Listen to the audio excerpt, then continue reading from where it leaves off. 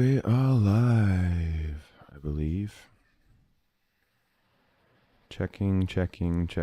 Live broadcast. Live broadcast is working. And we're live. All right, great. So, what are we doing today? Lots of fun stuff. I'm going to go quickly through these patches. Actually, I should have reordered them. Should be arranged like this. So today we are working on reaction diffusion in Touchdesigner.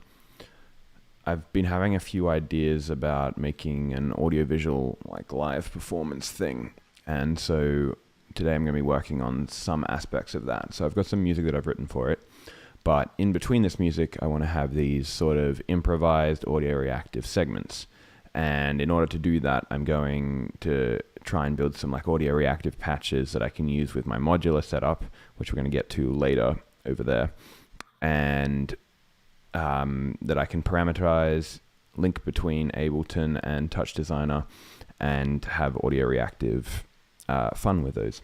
So some of the patches that are really easy to make audio reactive are reaction diffusion patches, and so I'm just going to jump in and show you some that I've already got running. So we're going to be going through these. I want to build out some interfaces for them so I can control them. I want to make them audio reactive. We'll go through these later one by one, but here's one little one that I've got going on here, and there's lots of different parameters I can control it with, like this. And if I get rid of this, maybe something happens. Nothing really happens when I do that. What if I get rid of that? It goes all crazy. The main ones obviously are going to be controlling the gamma. So if I can head it like that, I can sort of start making interesting looking shapes. Brightness too. You can get a like white on black look or a black on white look. So that's one little patch. Close that out and let that keep running. Here's another more complex sort of looking reaction diffusion system. Lots going on here, and let's see what I can change. Right, this crossfade looks promising, so I can change how it looks, sort of breaking it up, making it more solid, making it less solid. There we are. What else? There's a transform here. I wonder what that does. It just moves the whole thing downwards. Obviously messing with the brightness is less effective in this one. It's probably going to be one of the ways that I do the audio reaction, because obviously you can see as I take things away, the brightness goes down. And that'll be a way to feed some like audio in to get the reaction going, but it doesn't really make a super interesting difference like it did in the last patch. I've got this blur here. I guess if we disable that blur, that's a pretty interesting effect. I like that. And obviously I can manipulate, not make it tiny. So if I crossfade this over to noise, we get a different sort of look based on this incoming noise. And yeah, crossfade back to the circle. What are these at? So this is, yeah, this is a 32-bit float. Okay, that's cool. Oh, mono plus alpha, I see. All right, so that's another one of them. And the final one, this guy. Ooh, I left a parameter on that I didn't want. I think I want, isn't there a noise crossfade here that is just being a little too much?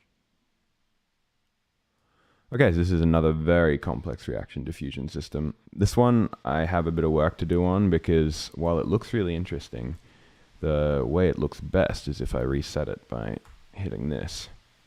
And then you get this whole thing like breaking apart really nicely.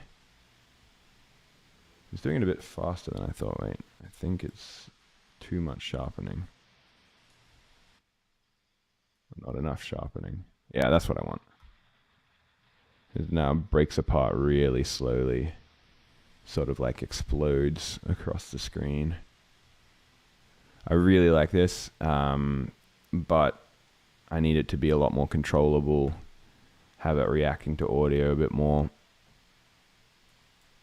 I wonder if I can like add little things subtracting from it. Yeah, it'd be interesting to see what we can do with this.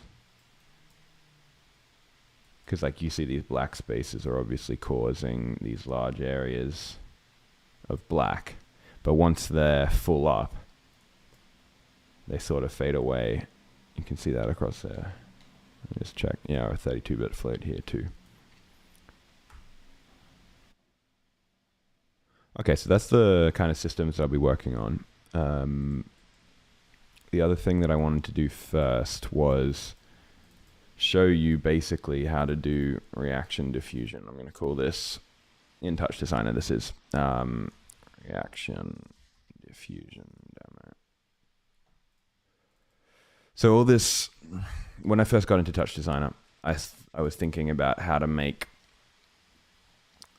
really interesting, complex evolving systems. I was looking at artists like 404.0. They make these really interesting, complex evolving systems. And I was thinking how to make stuff like that because they're sort of like audio reactive and really nice and like parameterized, which means like you can link up parameters between audio and visual, which make it look really good and make it like really high impact for the audience. And reaction diffusion is the core of a lot of techniques to make these like evolving systems. So I want to just show you quickly how to make basic reaction diffusion. The really basic reaction diffusion is like a blur, then a sharpen, and then feedback. But for some reason, wait, let's see if I can do it. Actually, no, I'm not going to bother doing it. For some reason, that doesn't work that well in Touchdesigner. You can't just go straight blur, sharpen, and then feedback. So you've got to create a little feedback network like the one that I'm just about to create. So the way you do reaction and diffusion inside Touchdesigner is you build a feedback with some kind of source. It can be basically any source, just as long as there's some color in there. You put in a blur, connect it up to the blur, and you put in a second blur. This is really easy. You can find this stuff elsewhere. I just thought I'd run over it quickly because it helps to understand the patches that we're going to be working on. So blur, then another blur, and then you want to go to subtract. And you want to subtract the second blur from the first blur, just like that. And then a level.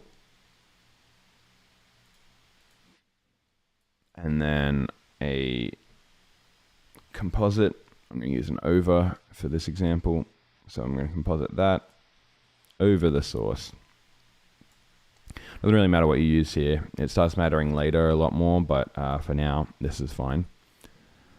So I get this over and I composite it over the feedback, into the feedback, and we have our feedback loop. Two blurs. I'm going to turn this blur up a little bit. Maybe set the pre-shrink to 2. Turn this blur up a little bit. And now all we have to do is go to this level and crank the brightness and the gamma. And then you start getting that reaction diffusion look, which is those, I'm sure you've seen these kind of things, these like kind of squiggly guys. And I'll just keep cranking these up. And you can see they start moving when you crank them up. Bring us right up here. Really bright. There are a few artifacts here because this is not the best way to do this, but you can see you control it with these blurs. So the more I make this blur up, the larger these things be. If I bring it down, you get smaller versions. So I'll leave it there. This blur also affects things. Can make really tiny guys, and again, bigger. I don't know what you call these, reaction diffusion things. And then with this basic network setup, you can start just adding other elements and seeing what you come up with. So like we might put in an edge detect. Oh wait, let me just show you how to, I'll start evolving this noise, because as you can see, all the white spots in the noise take away these things. So I'll get more of them if I take it down like that, and then less of it if I bring it up like that. It doesn't really matter how you do it. So that's your basic reaction diffusion. And then you might want to try something like putting in a transform. So with this network, this is another good thing to understand. Anything you put after this subtract is going to affect the whole system. And then anything you put in either of these, in this loop or this loop, is going to have a different effect. It's going to control the way these shapes are formed. So if I put this transform in, I can start transforming this maybe downwards or across. I didn't really mean to do it that quickly. So now we're getting the reaction diffusion algorithm happening with the transform across, and you can see these are like doing their squiggly thing depending on, mostly on this noise that's coming in. So if I like change the seed, you get changes to what's going on. So I'm going to put an equation in here to transform it. So seconds. There we are. So that's one thing we might do. And if we stop it, oop, I didn't mean to do that, but you can see it transform the other way. And then you might think about rotating it.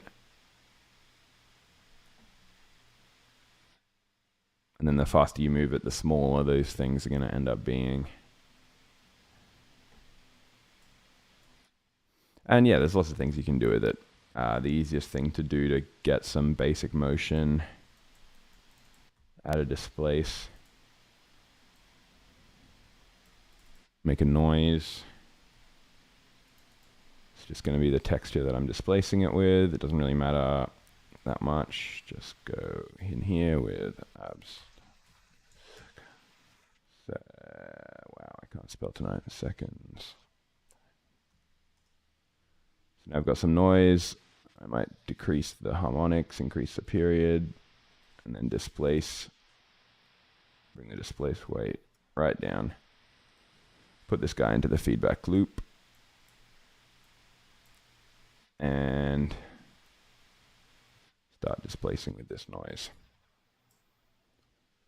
So there you've got some basic motion to work with.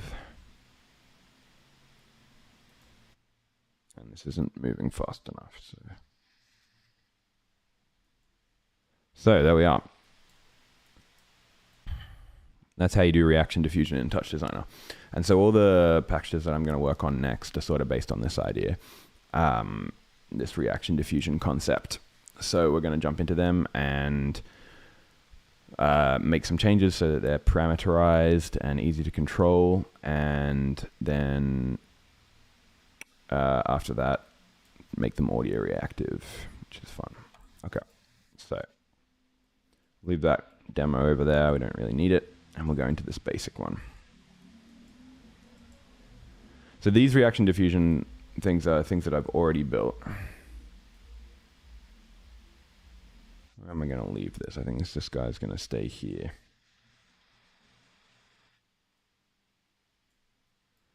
And so, as I said, these are things that I've already built. And so I built them a long time ago. And they're very complex. This one actually doesn't follow the pattern that I just showed you, but the other two do. So this one does use that kind of blur then sharpen thing. You can see I've got my blur to start off with, and then we go through a whole bunch of operations, and then there's a sharpen at the end. And let me just line this all up because I like things being lined up better. Okay, so there's a bunch of parameters on here that I can control. So I can control this filter size, not too much. Yeah. It basically goes away at 8. So you sort of got to sit at around 5 or 6. Then I've got an edge here, which is doing nothing right now. Oh, but I can take it away. Oh, that's really cool.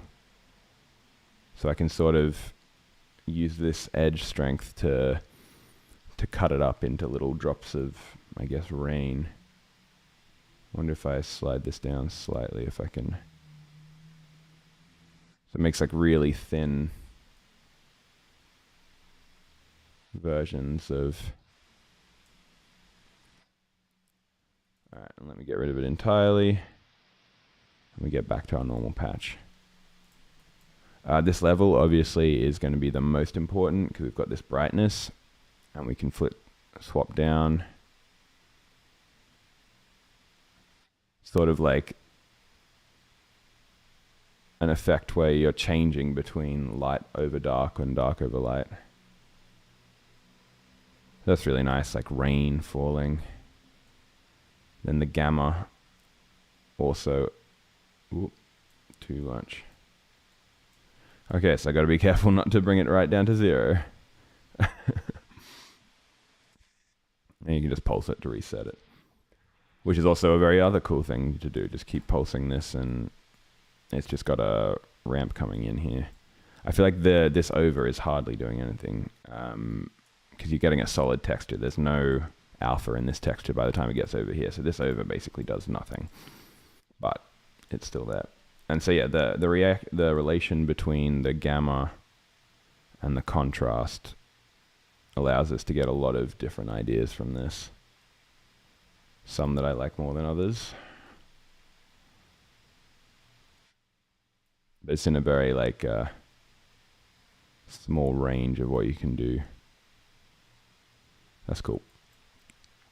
Okay, I'll leave that like that. Actually, no, I want probably. Can I go one higher? Oh, this is at 4. I can definitely go up to 6 on this.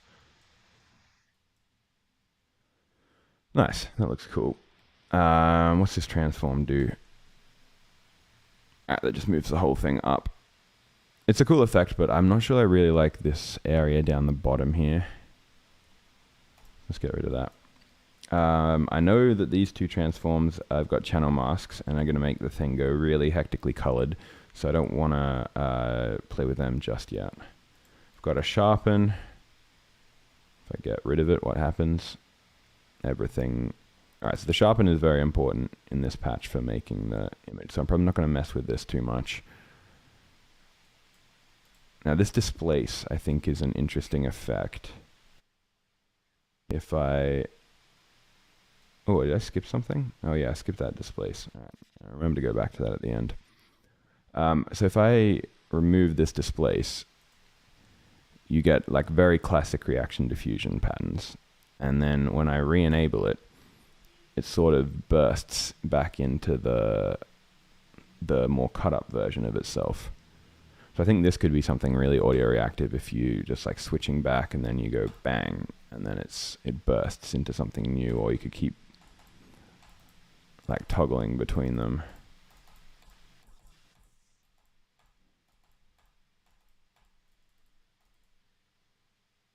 So that could be cool. This is just a null, so obviously it does nothing. This level, I wonder what this level does. Not really much. I wonder if I play with its gamma. That can have interesting effects. I wonder if that gamma is going to be a useful thing to parameterize. And what about the brightness here? I might come back to this one. I think it does very similar things to the other one. Oh, instead of come back to this displace. So this displace, just taking a noise texture, and that's creating most of the general movement, I think. So if I get rid of this, yeah, everything sort of stops moving, except for the reaction diffusion aspect. So everything stopped moving, and then you re-enable this and you get all the moving displacement. And so every time I stop that one, I wonder if it happens if I stop this and stop this. You get another kind of pulse moving through. That's cool. I wonder what happens if I keep doing this a couple of times.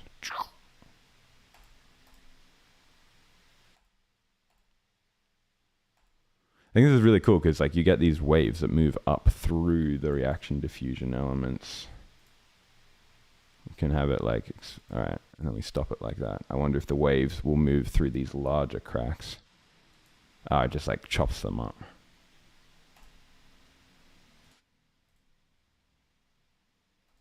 That's cool. And then, oh, I added the upward transform. Oh, that's actually making some pretty interesting effects. So when I disable this displace and enable this one transform, and let's get this back in. Oh, I see. All right. Might look into, so this displace, it's displacing it by itself. But what is happening is there's only two colors. So there's only red and black in here. And so it means that all the reds are going to get moved in one direction and all the blacks are going to move in the other. So, ooh. Why does that break? Oh, because I'm disabling all of those by accident. All right, yeah. So we might want to, so like see how this displace always makes it go diagonally. There might be a more interesting way of doing it. Let me just disable this, re-enable this, and look to do a little change to this displace here. So if I put in a noise, what I'm trying to get is two values, two random values.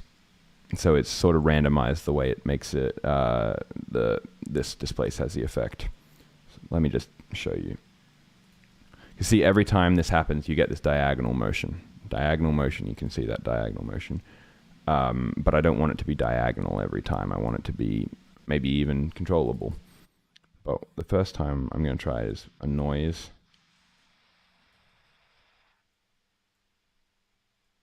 And we're going to make this not monochrome.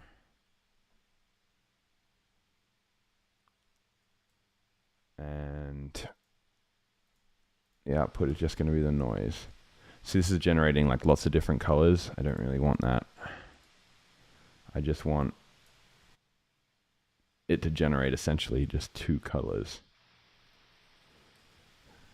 So if I increase the period here, I should be able to get it to a point where it's just generating two colors. See, look. Now we've basically got two colors. There's a tiny little bit of another color. I lose, wait, if I keep,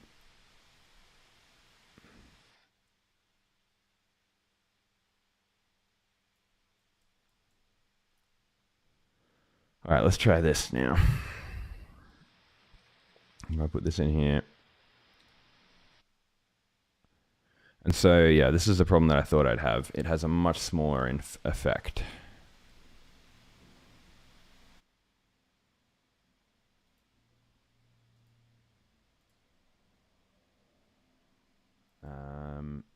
So maybe we're just going to have to live with that diagonal.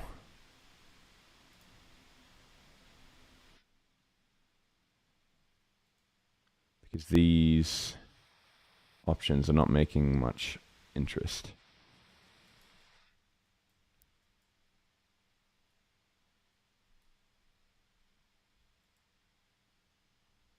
Huh.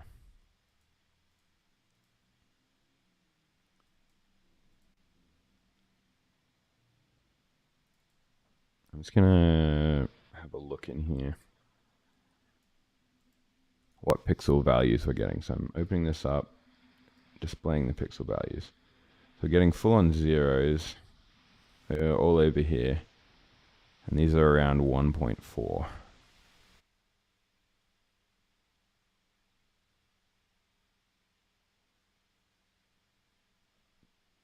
Let me just try something with the math.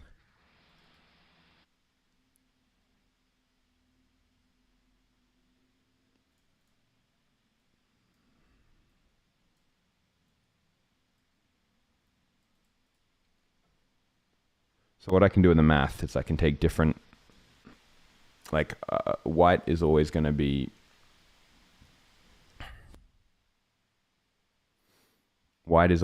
up and to the left, no, up and to the right, and then black is always going to be down and to the left, and that's why we get this effect. And that's why we get these shooting down that way. But if I can change some of the values in the channels, so for example, if I make, so this displaces using the red and the blue channels. And so if I invert the blue channel from range 0 to 1 becomes range 1 to 0, we're going to have a shoot off in the opposite direction. So just like that.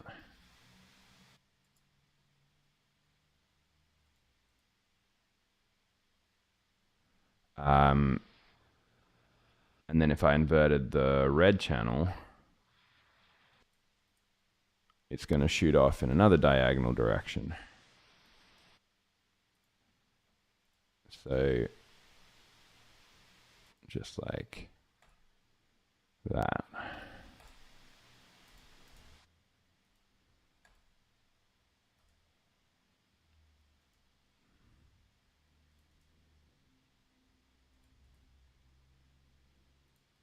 And my question is, can I, all right, I think there's something, it must be something else, because we always get these diagonally shaped patterns. It always looks, oh, that's because this is going, right? It's going to, so if I like get rid of that. Actually, no, keep one of them inverted. So let's just keep the red inverted and the blue not 0.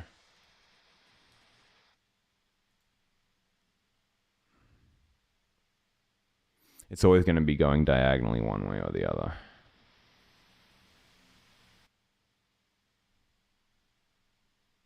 Which I don't think is so bad.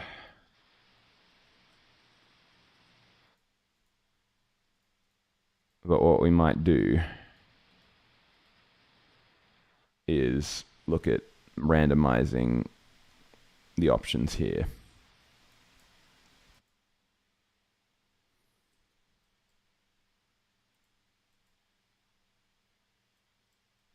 So if I get a noise,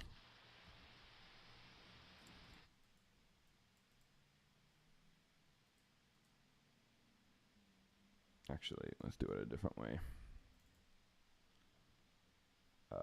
With a pattern. I swear I'm doing this so much lately, these like random non-repeating integers, but it works. So we need 2 channels, and they're going to be called R and B.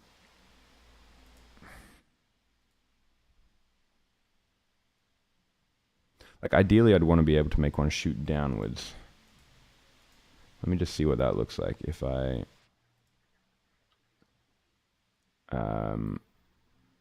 get 0.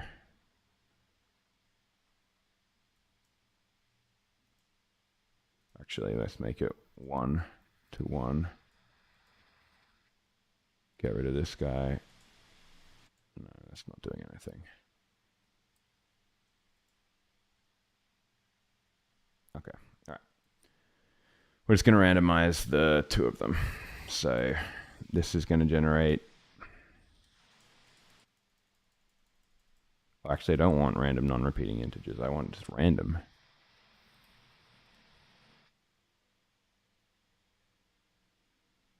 Random per cycle. All right, I'm just going to use a noise.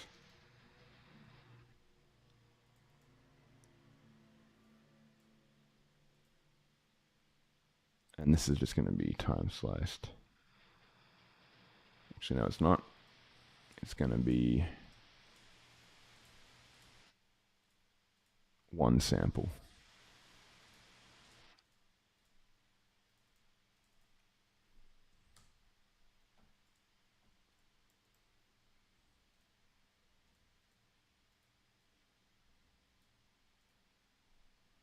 I'm just going to change the seed every time.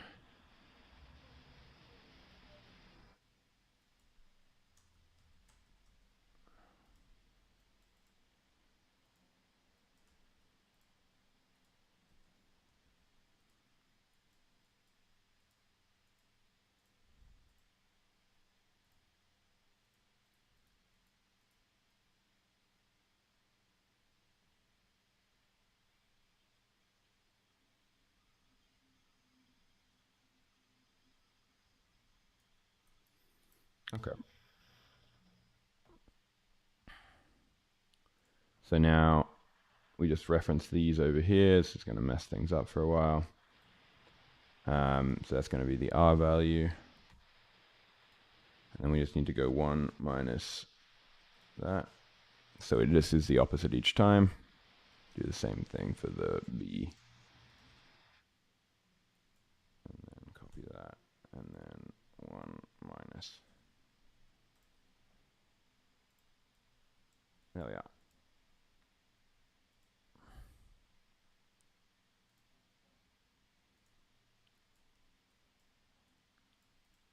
So now every time I randomize this,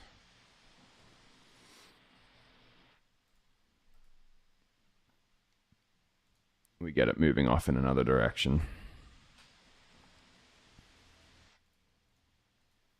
There's only really 3 options it can be.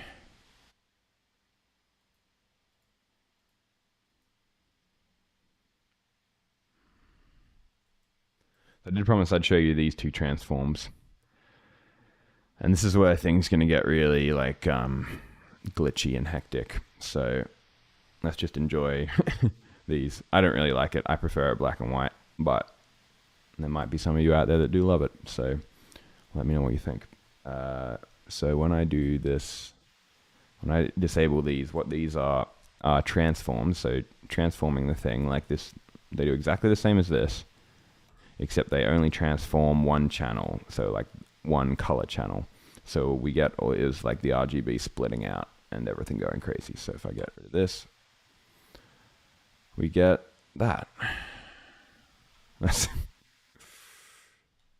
very strange. I don't even know what those are. All right.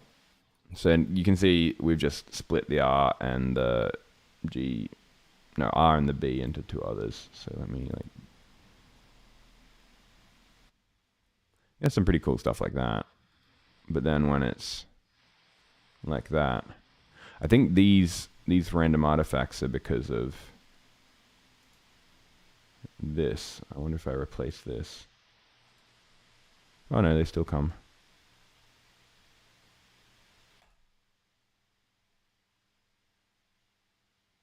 So you get reaction diffusion patterns, except with the colors changing out.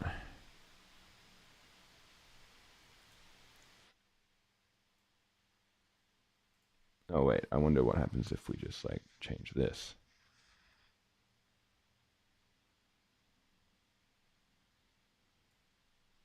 Do things get more crazy? Sort of.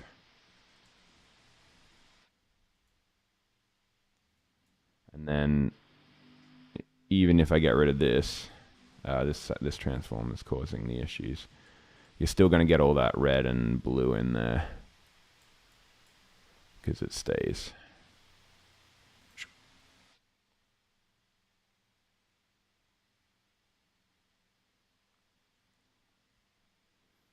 And once again.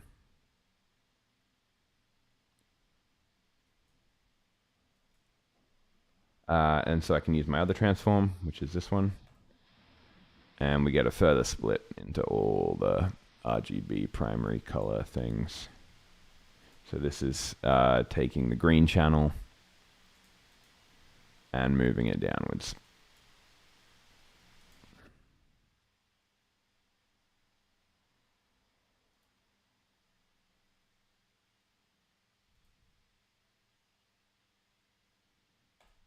This could be cool for like if there's some effect that gets turned on and off that sort of like lines up with that sound, like a like intense distortion or something.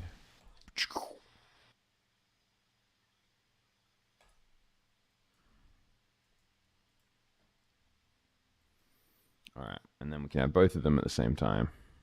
You can see that red channel moving away like that. Sort of gets rid of the effect, doesn't it?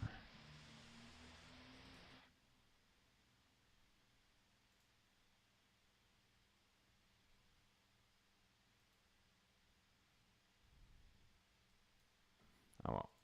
Anyway, I'm going to keep those two off for now because they don't really interest me that much.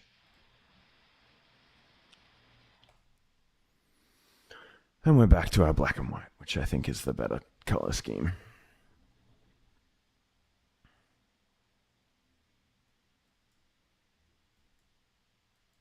We can have this back. So now I want to build out like a control interface for this because there are so many parameters and I sort of want to control them with my touchscreen. And so a great way to do this is to, well, just straight up start doing it. Okay, so this is where we get into the sort of interface stuff. So we want a container. And normally I wouldn't put a container inside a base, but the way, let me just readjust my chair for a second. The way I am using my audio visual live set is that I'm selecting containers that correspond to different things, and then each of these containers then gets mapped to my touch screen. And I haven't quite figured out the dimensions yet, so I'm just going to make it the full touch screen, 1920 by 1080. Actually, we might make it not for the full touch screen because I know I'm going to have a panel on the left to control music. So I might do 1920 minus 512. So we get an I didn't mean to open the operator snippets. Let's chill. That's going to talk about containers. The operator snippets take a while to load. All right, there we are. Yeah, lots of interesting things. Anchors sizing, drag and drop, resize from window. All right. So this is going to be our control interface right here. And the first thing I'm going to put on it, in it. So I just got to open up my palette here. Go to my components. These are things that I've built. Is it HUD? I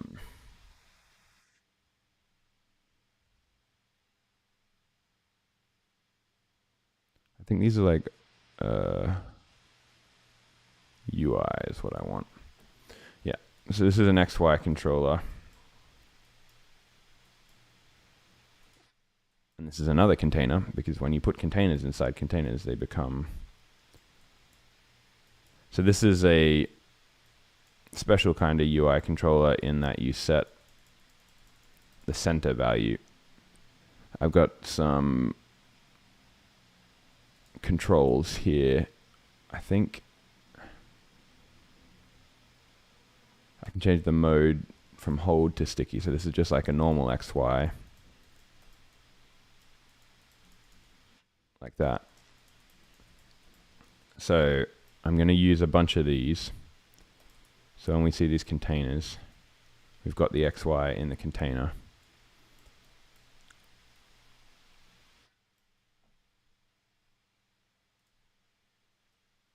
And yeah. Okay, so let me look at the size. This is 1080 by 1080. I think that's way too big. So something we might want to do is put a box around this.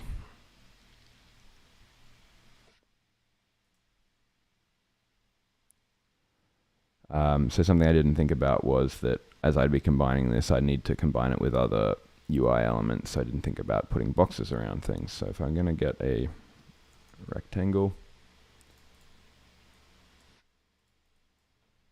and the fill color is going to be, the fill alpha is going to be 0. Background alpha is going to be 1. background color is going to be white. And this is going to be tiny. And that is too tiny, so I need to go like down 1. Something like that. That's a little thick.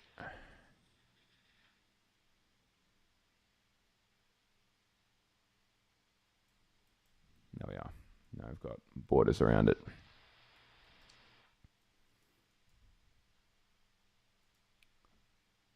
So I'm going to bring this down in size.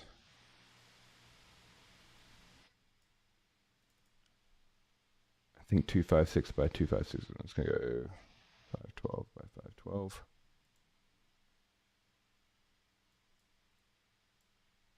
Now there seems to be some kind of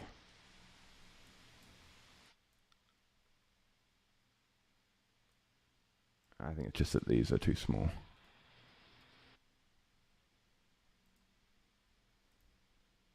I think these rectangles need to be just pure fractions. And then a little bit bigger than that.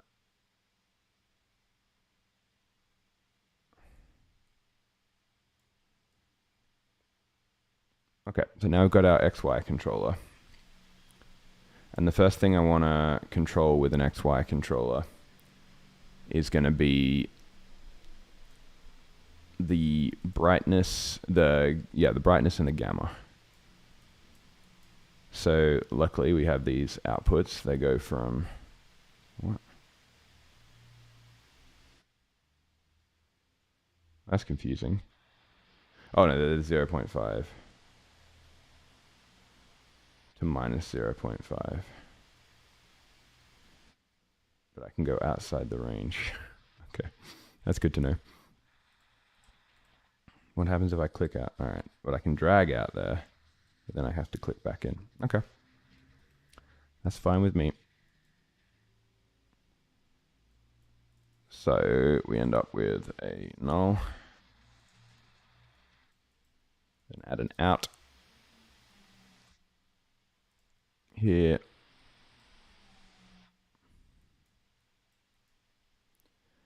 And then another null. And now these values are free to be used over here. But what I'm going to want to do is I want to scale these values first. So I think we're going to do this inside the container just to keep things nice. So I'm going to put a merge here because we're going to be merging multiple of these together. And then let's see what kind of values we want. I feel like we're going to want the gamma to be, do we go right down to 0 on the gamma? It might be useful. So let's say we go down to 0.2 all the way up to, what did these both go to 3? 3 to 2, all right.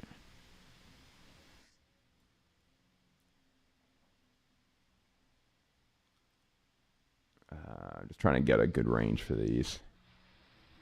Most of the good ranges are around this 1 range.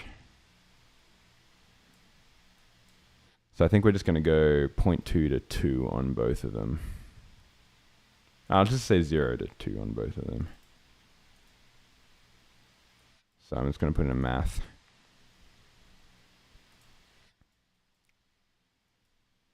And this math's going to be, we know that these go minus 0.5 to 0.5. The range is going to be 0 to 2. So these are now scaled and ready.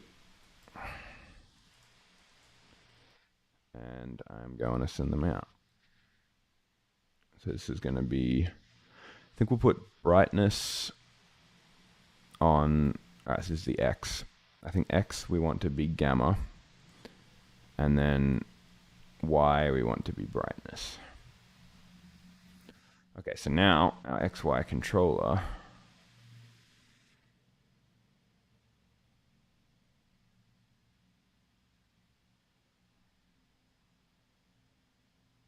got that under control. And we can go, maybe we shouldn't allow that to happen because it'll kill the feedback loop.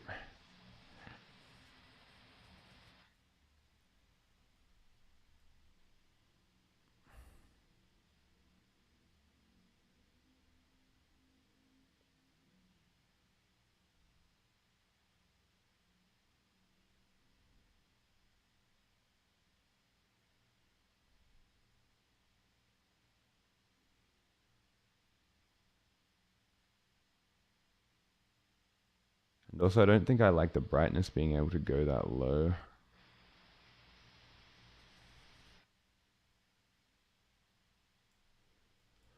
So let's change this. Might be like 0.5 to 1. That's annoying.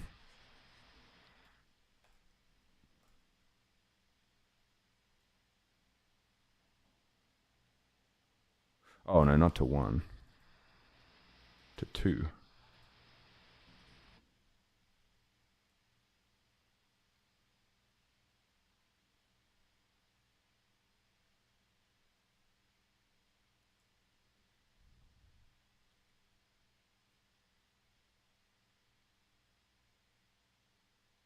I just gotta get the hang of this because it's like very finicky.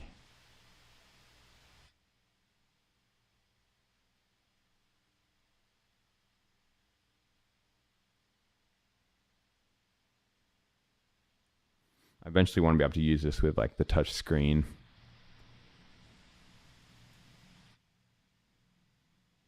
That works.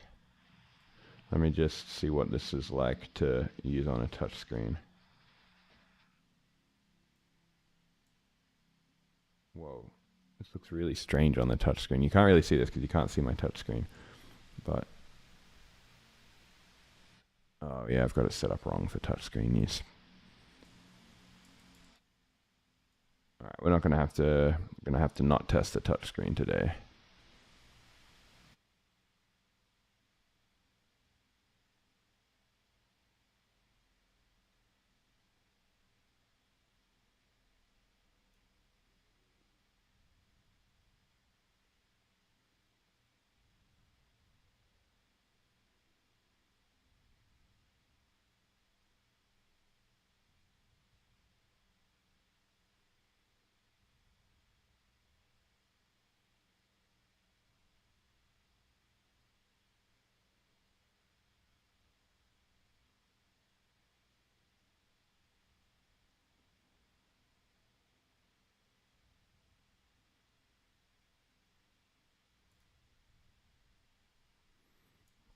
I really like when it breaks off into that, like, those little fly-offs. Wondering what happens if I get rid of this transform.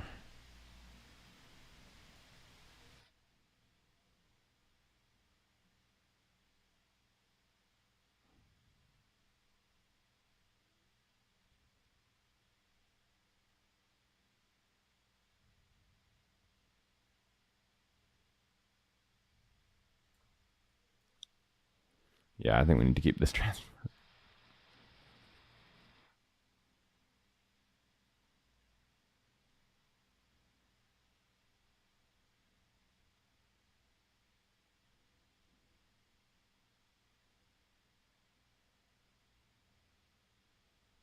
See, I hate it when it goes into that gray territory. That gray look is like absolutely not what I want it to look like.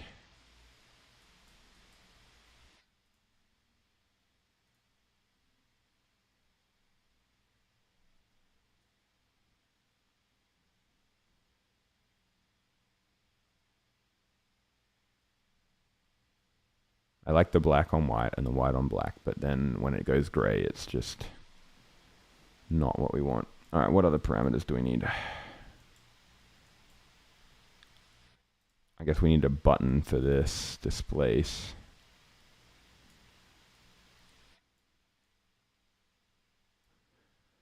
And now I got to think about these blurs too. Let me just get this out of the way for a second.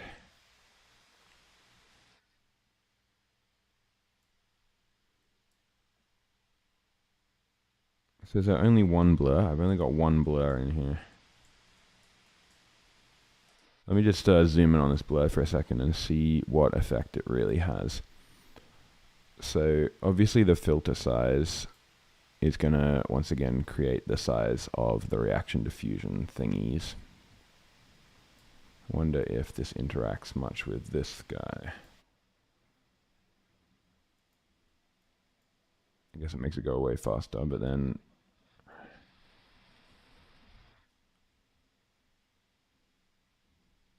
so we can go between basically 3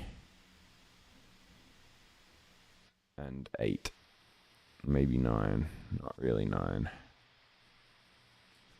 But then can I adjust the sample step?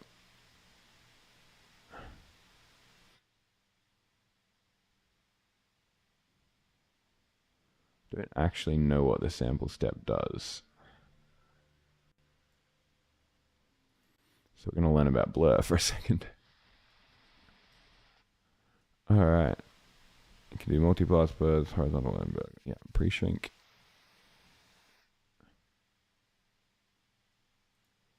So I know what pre-shrink. All right, sampling image.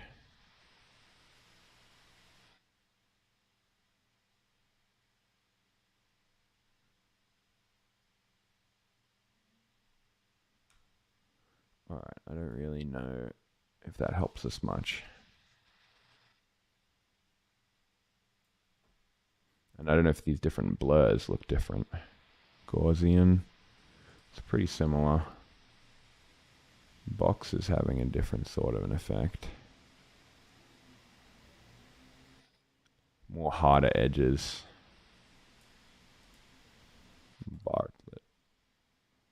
Bartlett seems to have not much difference again. Sync, okay. It's a very, I don't know, fast blur.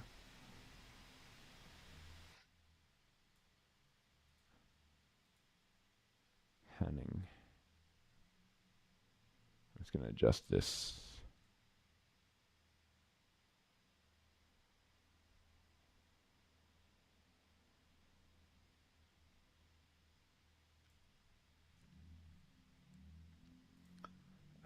Hanning and Blackman.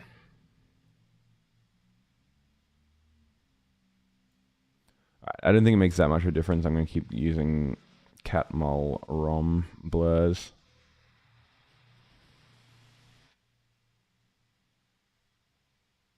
But clearly this does have quite an effect. So I might get another one of these XYs to control blur and then some other aspect.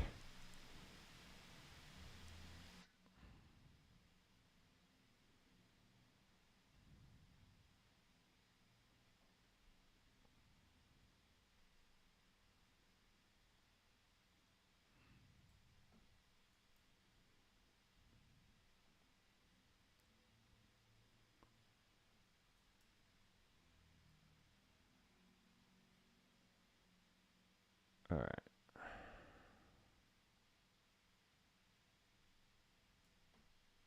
That's cool. All right, so we need blur. We're going to have blur on another XY. This edge, I think, does something sort of interesting. Yeah. Maybe we've got blur and edge. What happens if we go more than that? Get really fine lines.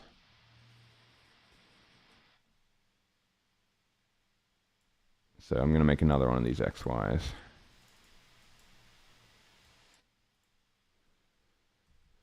Now, they're both sitting on top of each other, so we've got to adjust this. If we set our parents' children align, go left to right. So now we've got our two.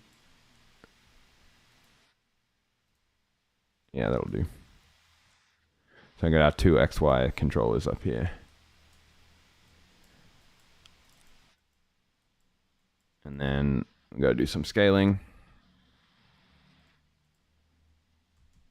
I've got to do 2 scalings this time because we're doing 2 very different parameters. So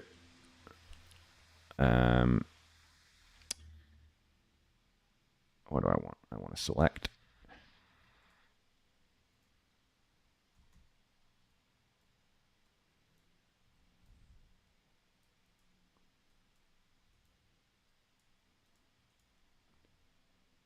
Select X. Select Y. I think I might even rename these since we're doing this. So let's say X is going to be the blur, and then Y is going to be, maybe we should do it the other way. No, definitely X should be blur. So X is going to be renamed to blur. And it's going to go from into here, from range. And so I know this is going to be 2 to 8 for the blur. And then this is going to be the edge. And our edge max is going to be 0.5. Maybe we go 0.9.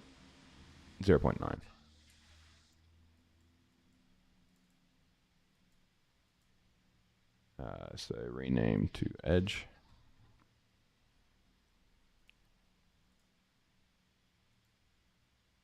Range.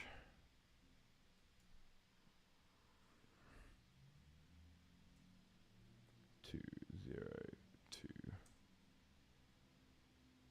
0.8.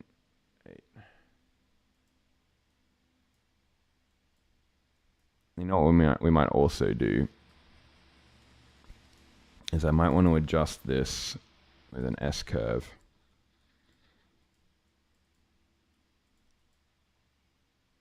And a lookup. All right, so we're going to do something different here because I sort of want there to be a very slow change over the start.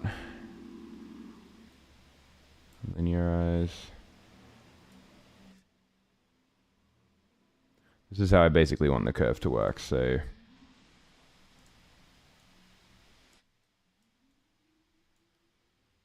instead of going 0.5, we're going to go 0 to 1. 0 to 1. This is going to be range 0. No, 0. It's going to be 0 to 0.8. But see, I want it to really change slowly at the start. Increase the bias even more.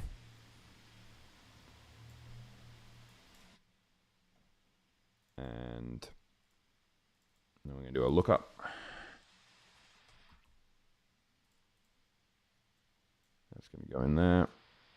I got to rename this to be edge.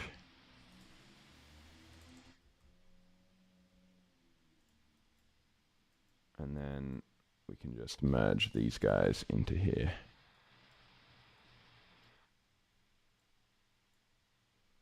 And now the exciting part. So we're going to take the edge, strength. It's going to be there. And the blur. I don't know if we're going to have to limit this to an integer first, but let's see. Yeah, no big deal. All right, so now if we pull this up, we get that happening. Nice. And then, yeah, that's really nice.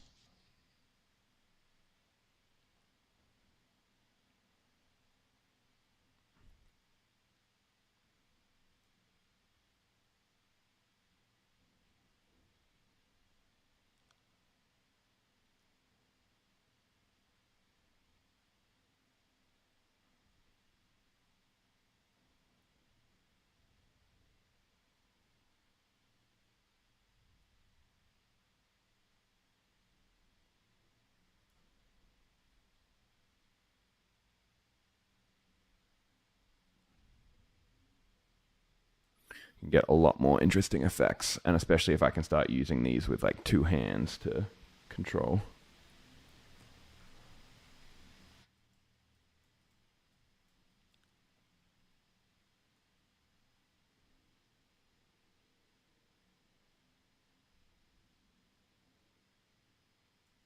Now it sort of looks like tendrils. It's nice.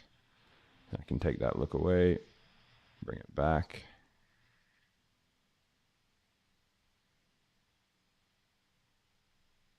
Those classic edge looks.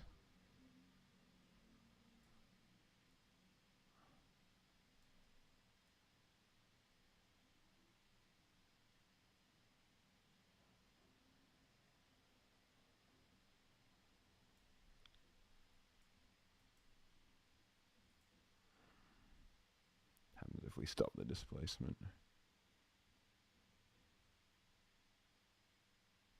Yeah, nothing too exciting. You get nice slow movements.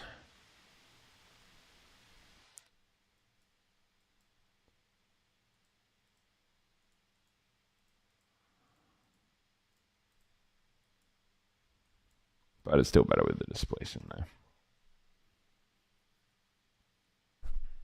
Oh, sorry about that, just hit the microphone.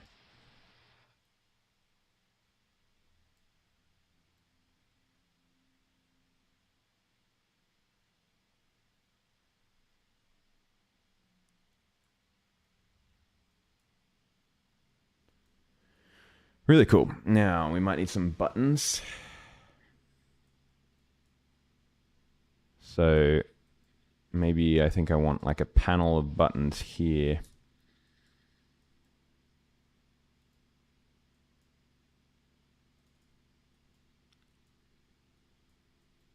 Or well, let's just see where these buttons end up. I'm just going to use the default buttons because they're going to be easy to use.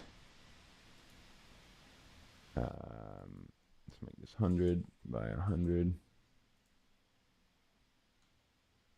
I don't like how that's lined up, but look. That's a button.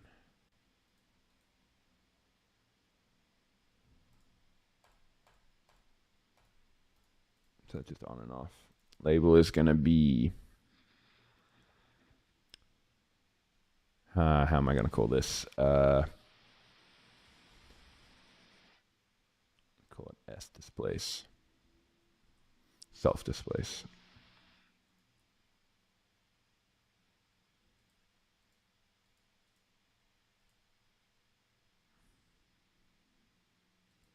Surely I can adjust the...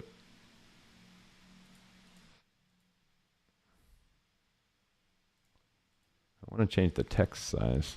I have to jump in here to change the text size.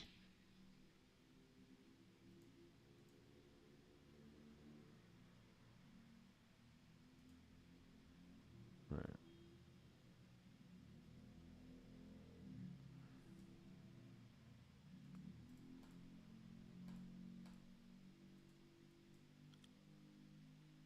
So that's pretty straightforward.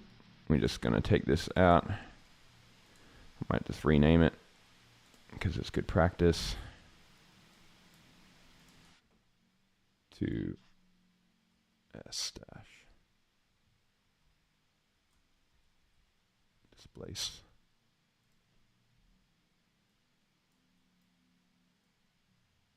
In there. And so now we want to do a few things with this. So I'm going to select it.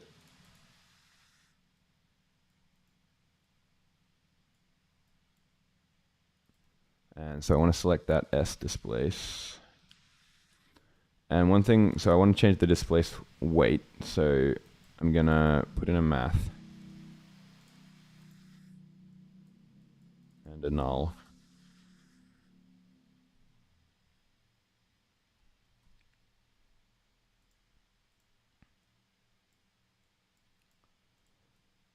And so I'm just going to multiply this by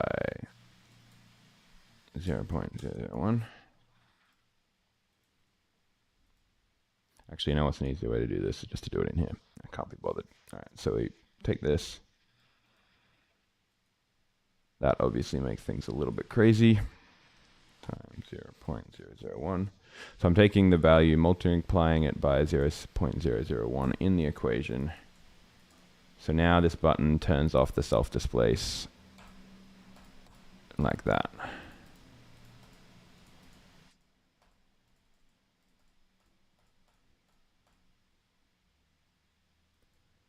So then what I also want to do is have a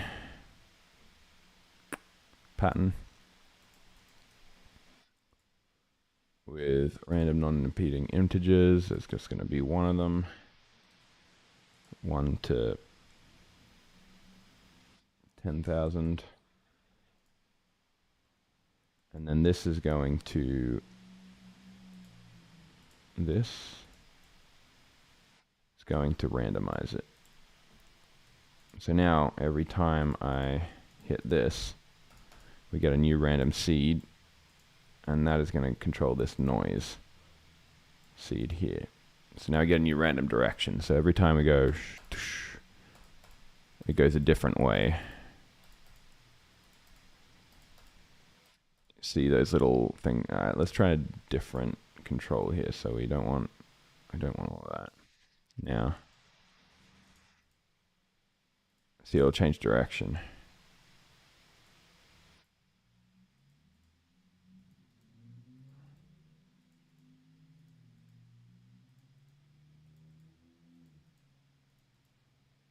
So it can be basically one of 4 directions that it goes.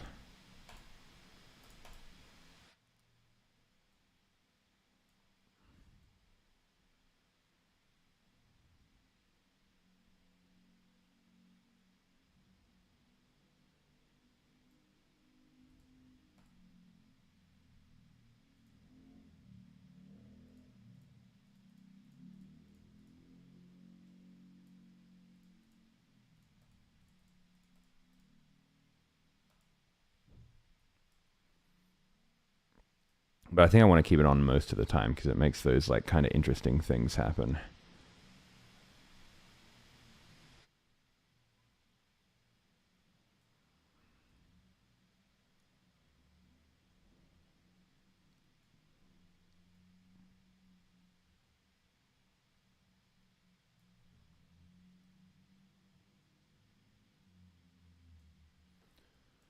I wonder if there's a more, so this displaces holding, but I wonder if we change it to mirror. Because like you can see it getting pulled off the edges. And I wonder if mirror is going to make for a prettier kind of look to it.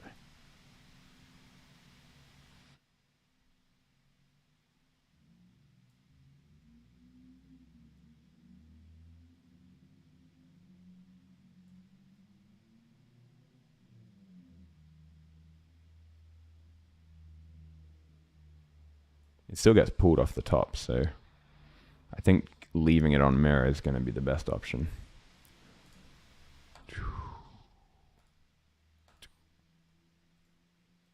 The direction change might be a little uncontrollable.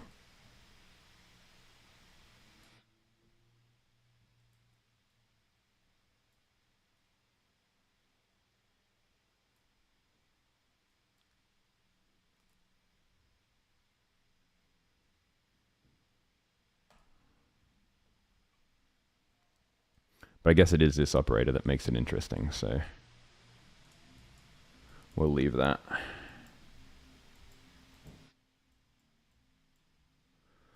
All right, are there any more parameters we want? We might jump into audio visual in a second. We could do one more, maybe a sticky one that allows me to like move around the transform. See, like we've got this transform and I can transform it upwards or downwards.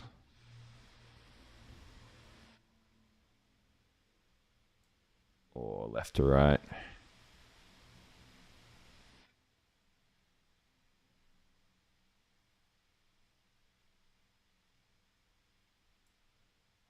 Rotate. Whoa, no, not that much.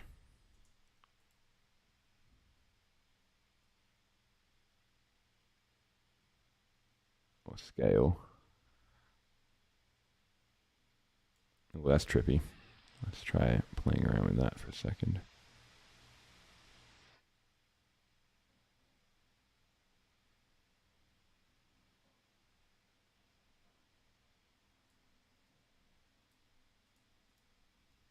Gotta reset this.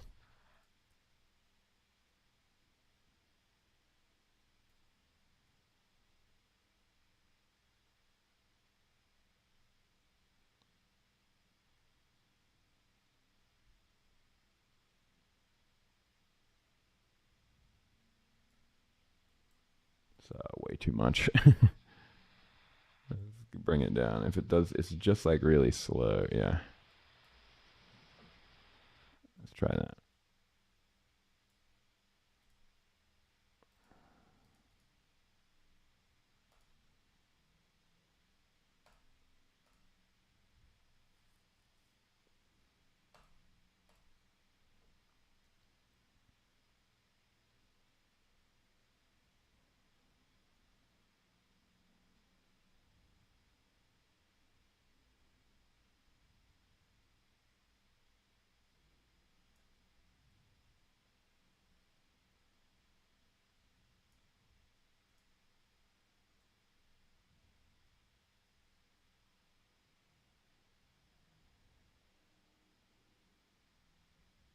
Just really don't like getting into that gray territory.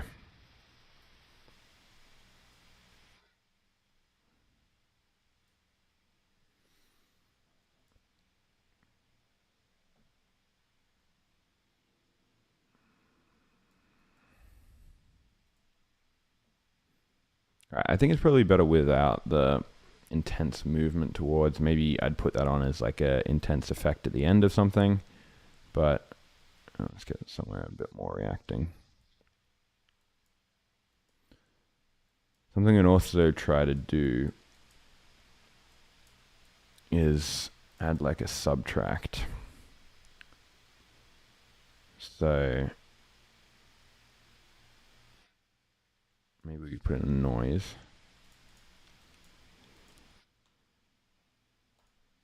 And this noise is going to be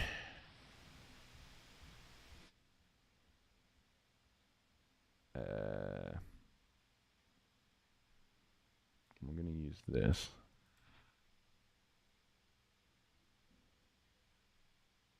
Output is just going to be noise. So what I'm trying to do is just get like a random pattern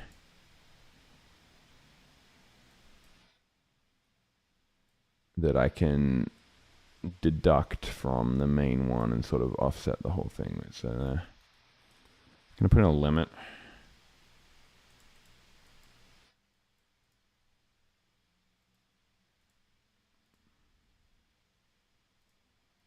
I just don't want negative values coming in. And then I'm going to put a level.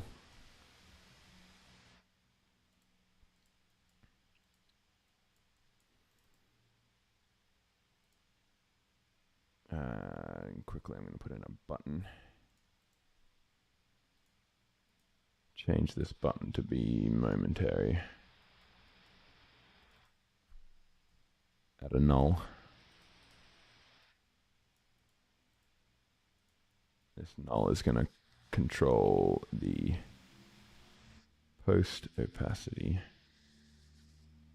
So now, just like that, and we're going to make the alpha the noise. Very good. Now I put in a subtract. Subtract.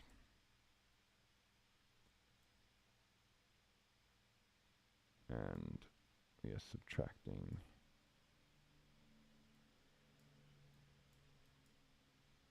so now let me make it a little bit more populous.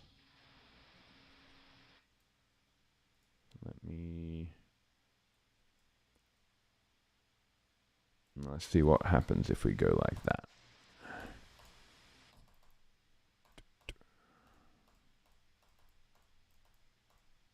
That's cool. What if we're in a different kind of mode?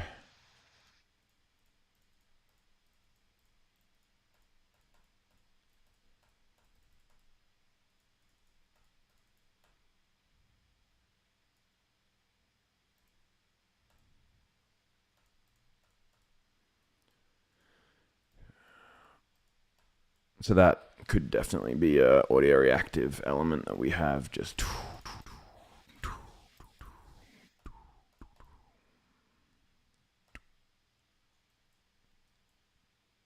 something we can also do with this is do another random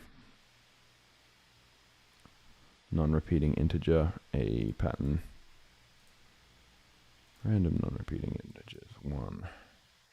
Change the seed 1 to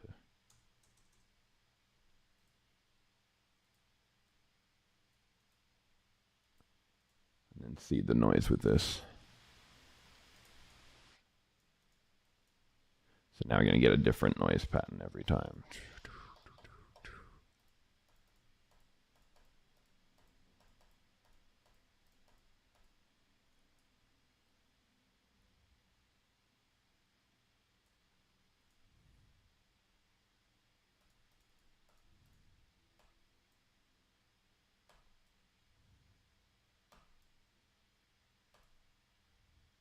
Gotta remember to make this not just like a trigger, it's got to be like a, because like the flashes will work, but then it works to hold it down too.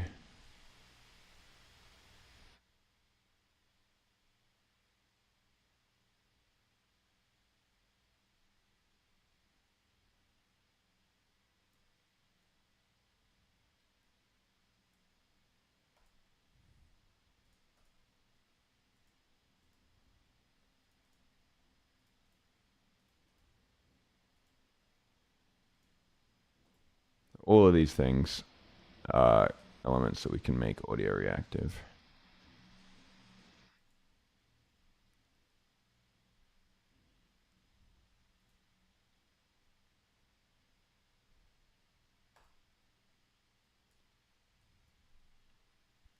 And then the whole patch can be controlled in that way too.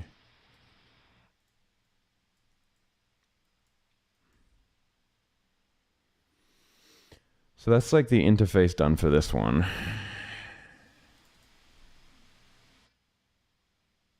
It's looking pretty good so far, so I might switch to another one for a second before we go into the audio reactive stuff. But I'm also going to get a drink because I am thirsty as all hell. So I'll be back in 1 second. Just going to leave this to play out for a bit.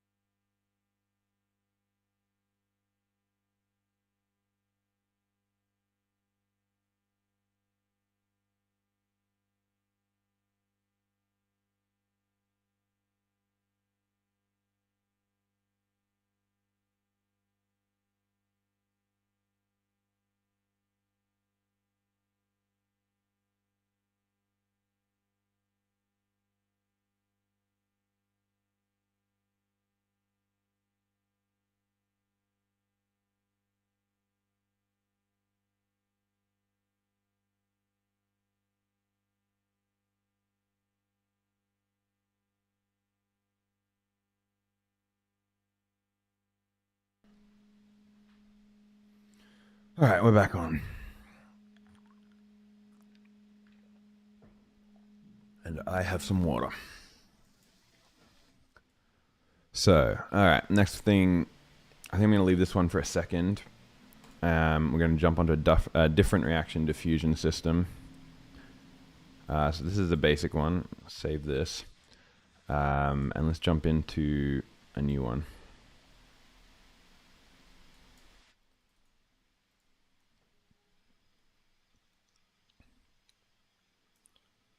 So this one does follow the basic pattern. Let me just try and order these things. All right. So if you can decipher this network here, this patch does follow the basic pattern of reaction diffusion patch that I showed you at the start. So you've got like a subtract. It's just a really amplified version of that. You've got the feedback going to a blur, which then goes to another blur, which goes through a bunch of displaces and stuff, and then eventually gets subtracted from the original blur again, and then you go through some other displaces to a level, and I have a cross here at the end, so that just crossfades between two things instead of a over.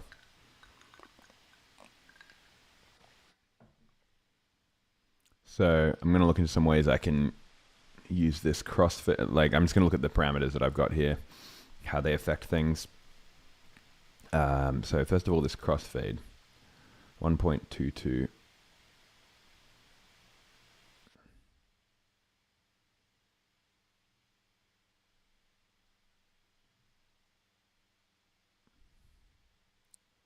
So what you got there is basically a change between the input and the full reaction diffusion. I think it's a cool parameter, but at the same time, I think it'd only be really useful for maybe like a transition in, like if you started with that or a noise. Wait, I've got a different input. Let me just see. So if I cross fade here, I have this noise as the input. So let me see what happens when I crossfade in from that.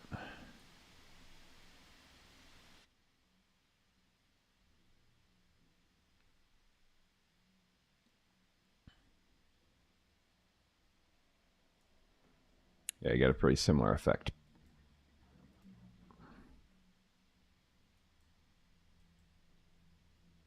But I prefer the ramp, first of all. And I'm just going to set this back to what I had it at before, 0.122. Now what else have we got? So the brightness and the gamma on this one, let me see.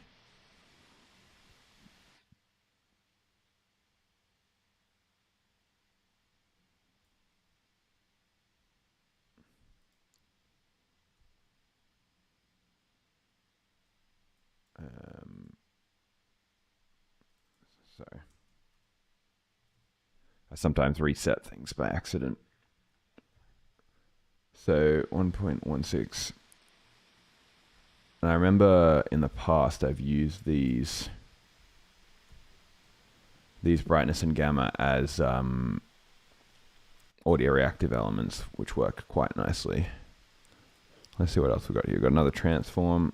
That's just going to move the whole thing down. Okay. If we get rid of this displace, everything stops moving. We've got an extra subtract here. So what does this do?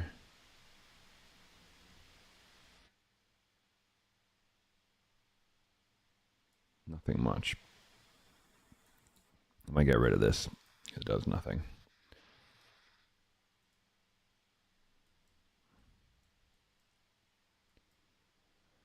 Got another level here. What happens if we start messing with this? Okay, strange and very unpretty things. What about the brightness?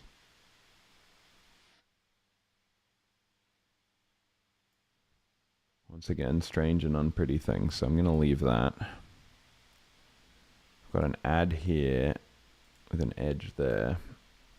Let's see what happens if I increase the strength on this edge.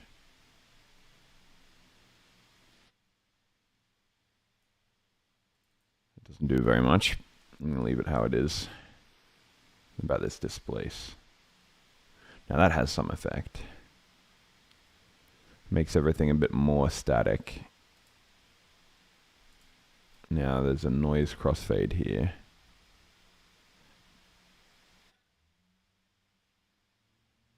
I think that's probably a useful effect. Let me set that to whatever it was set at before. And there's this blur. That blur I definitely will use. What if I undo that? Set the pre-shrink off.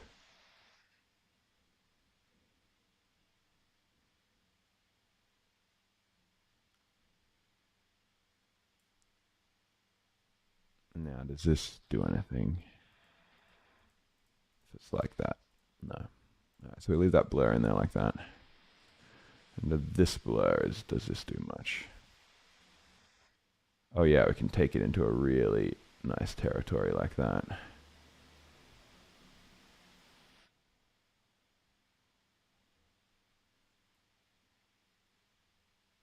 What happens if we do that and then increase this?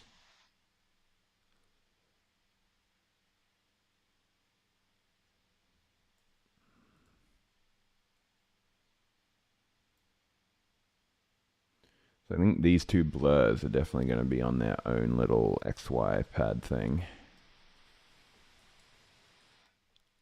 And this noise crossfade can also be.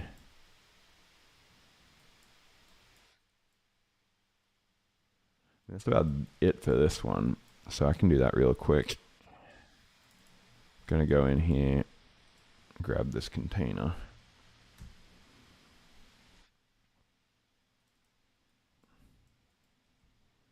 Jump into feedback waterfall.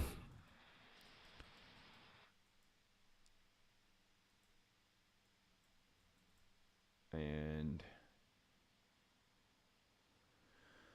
let's get this one, first one to be blurs. So I know that the blur range is from, it's going to be 1 to 32. So then add a null.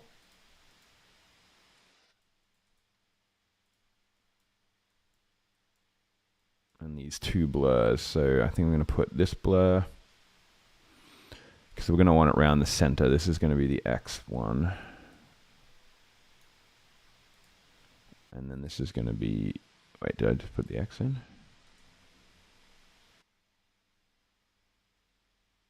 Whoop, that's not what I meant to do. So this is going to be the X. And this one I want to be the Y.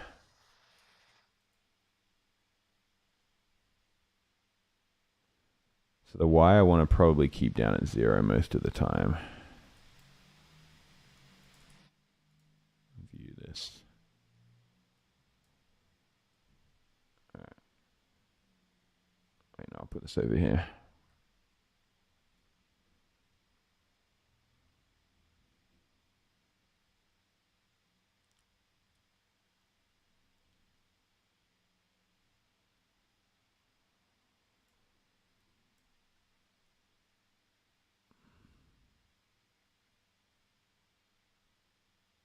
Get really hectic with it. And then really not hectic with it.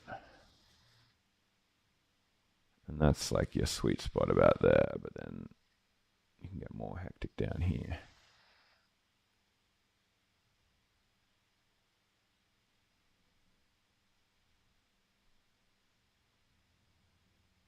Good thing about these two is you can like tap them really quickly. So if you could just tap there to get that instant and then tap there, or like tap there.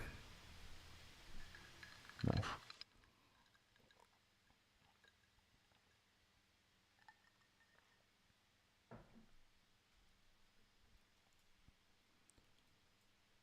What's next? This noise crossfade. I don't know if we need this with the blur thing in.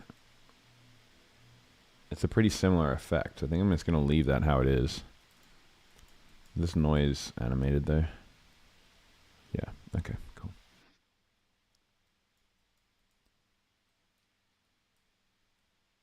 Oh, and this edge. Do we want to do something with that? No, I'm just going to keep it as one.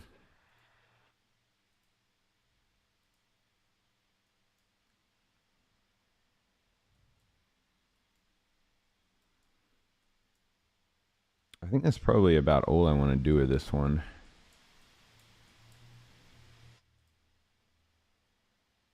I know I'm going to use these levels for the audio reactivity, so I'm not going to use them so much.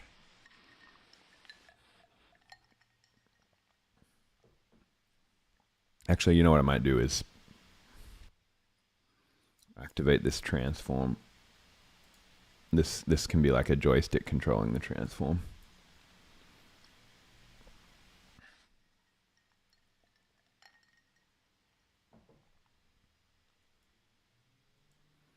So let me just get these values right. This is going to be some simple stuff. So it's just going to be, we go to minus.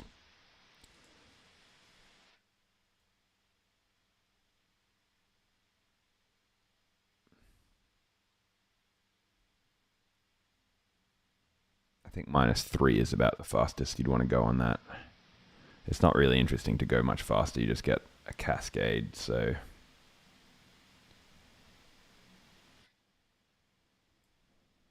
let's just jump into that transform.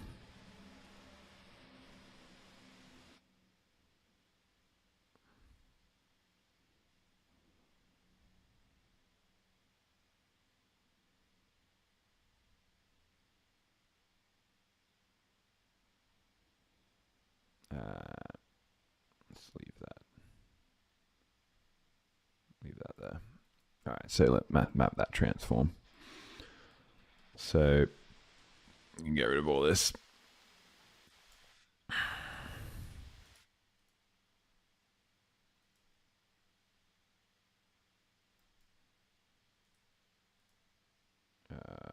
Math.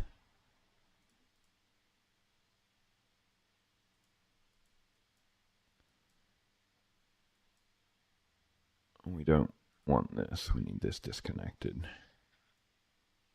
Just want it going in. All right, so range.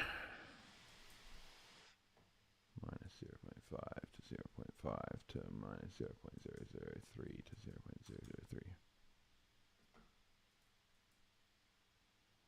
And now I'm just going to change the settings on this XY now. This is why I built this little XY thing, because I need it to be sticky. So you see now it's sticky, and it'll always go back to the center. So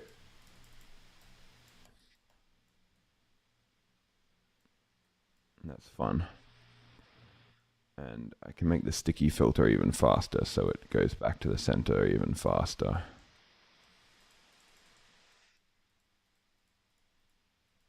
Just like that. So this is going to be good. Well, I'll show you once it's all hooked up.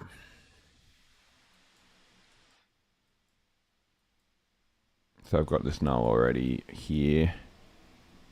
And so this transform, obviously X is going to be mapped to the X. Whoop. Make sure it's UI1. X is going to be hooked up to the X, and Y is going to be hooked up to the Y. So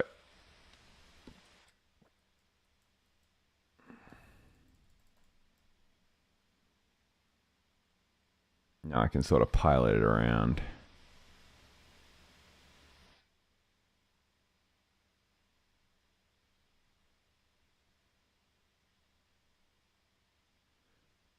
Oh, that's interesting.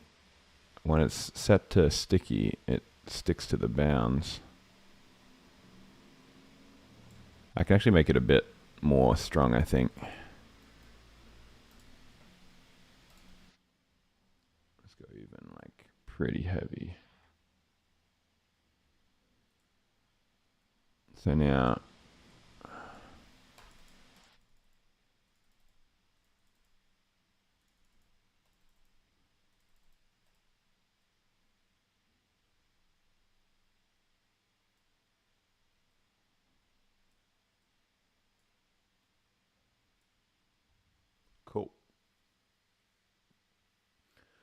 It's working quite nicely.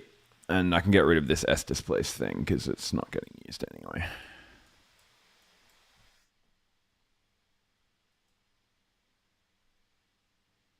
Now I've got controllers for that one and that one. And now complex ice. All right. So as its name might imply, this is the most complex one. Wait, I just want to check that I wasn't getting frame drops from this. No.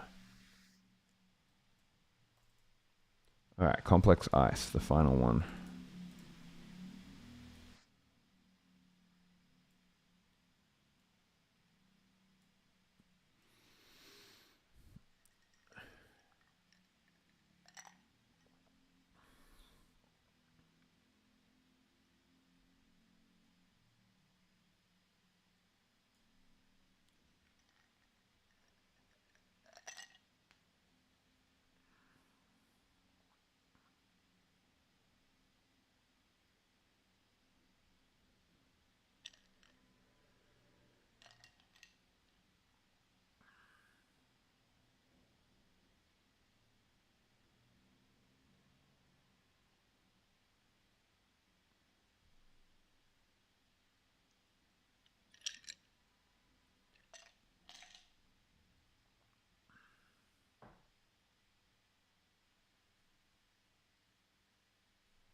Okay, so what's going on here? Well, this one is very similar to all the other ones, actually. It's just a lot more complicated. It's similar to the other ones, just more complicated. So I'm going to find a subtract. Yeah, so here's a subtract. So it's the same technique. You're subtracting. There's no blur at the start, but you're doing something, then subtracting that from the main feedback loop, and then doing external effects, and then bring it all back through itself with a cross. So yeah, basically the same as a normal reaction diffusion loop, just with a whole lot of extra elements. And this extra, like, I don't know, you call it decimation that keeps occurring. That is because I think there's a cache somewhere.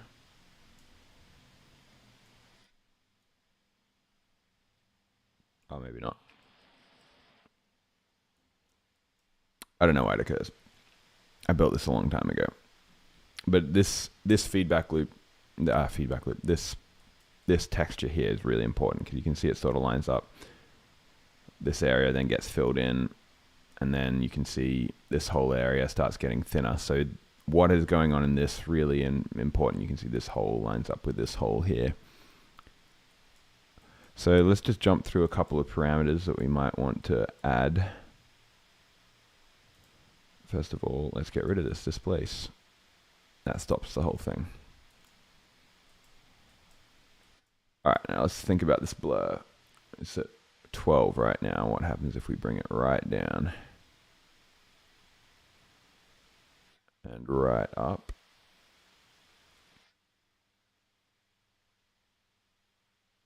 Okay,